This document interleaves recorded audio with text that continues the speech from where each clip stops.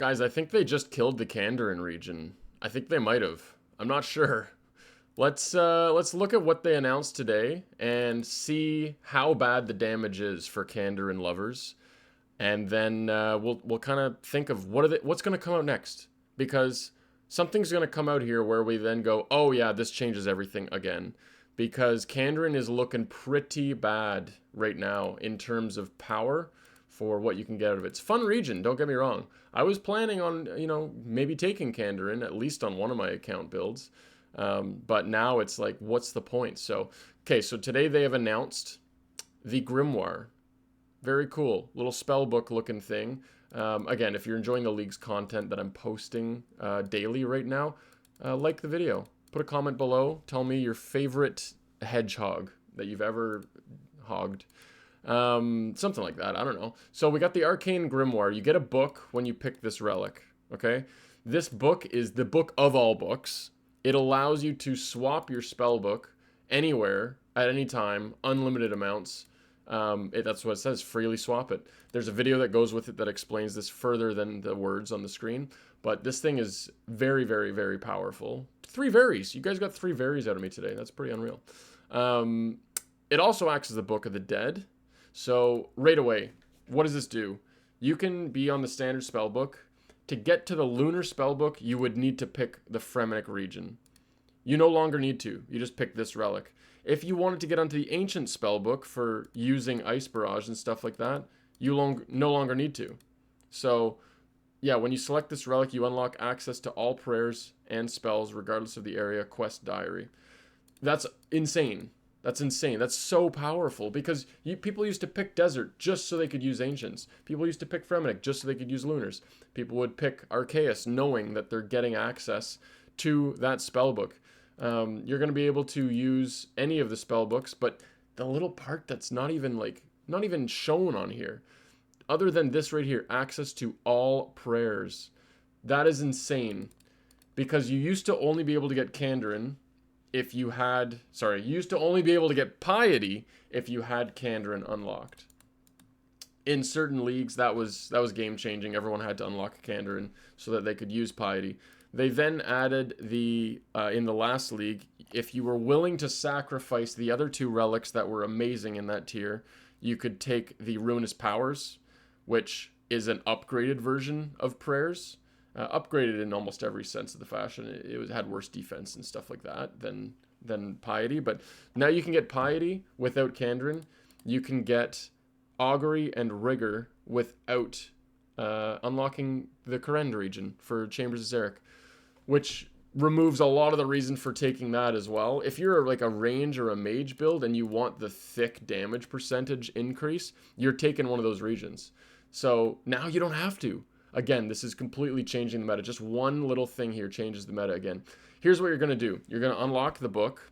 You're going to get all your prayers. It's going to be great. You don't need to pick those regions specifically for that now. But this little book sits in your inventory. When you're doing a raid, you walk in to the raid, go into Maiden. While you're in Maiden, you cast Vengeance, and then you swap your spellbook over to Arceus. You summon a Thrall. You swap back over to Ancients. You freeze the crabs. You swap back to Lunar. You venge again. You swap back to Ancients. You freeze the second set of crabs. Yes, they are crabs. They are not whatever the people call them. Ticks? Come on, tick me off. Anyways, this thing is very powerful for PVM. It's powerful for everything. You can cast spells that were on other books. You can, spawn, or I guess, I don't know, spawn Ensouled Heads. You can train prayer with Ensouled Heads now. Used to not be able to unless you had that region. But actually, if you get a drop, you can spawn it right there, right then and there. You can cast a spell on it.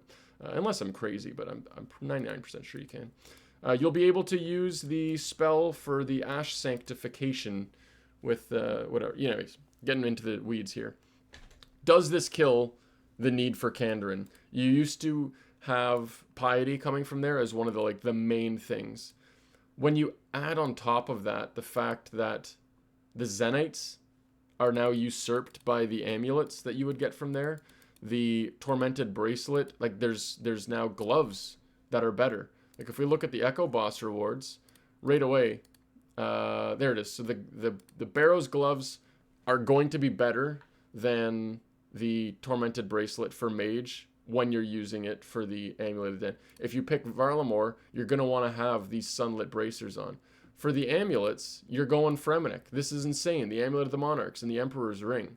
These things, the stats are better than all of it. So looking at the Kandarin region here, Raging Echoes, areas, Kandarin. Highly recommend you guys check out the wiki. They got it all. They got it all figured out. This page right here, just old school wiki, Raging Echoes League. It has everything. Click on these. You can go to areas. You can click on Kandarin.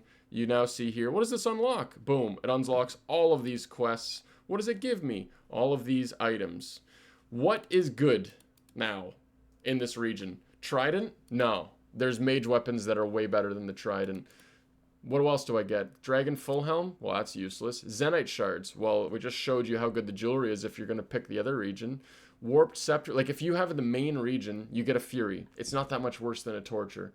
So you might as well just go for the Fury and just not pick that region for Zenytes now.